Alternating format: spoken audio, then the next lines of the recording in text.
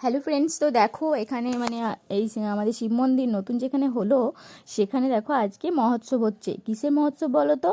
যে আমাদের এখানে কিছুদিন আগে হনুমান মারা গেছিলো একটা, সেটার ভিডিও হয়তো তোমাদের দিয়েছি, যারা দেখেছো তারা নিশ্চয়ই দেখেছো, আর যারা দেখোনি তারা গিয়ে দেখো। আর হনুমানটা মারা গেছে, খুব বয়স কম, মানে অল্পই বয়স, বেশি বয়স না। তো মারা গেছে এখানে, মানে এক গাছ থেকে আর এক গাছ ঝাঁপাতে গিয়ে পড়ে মারা গেছিলো আর কি।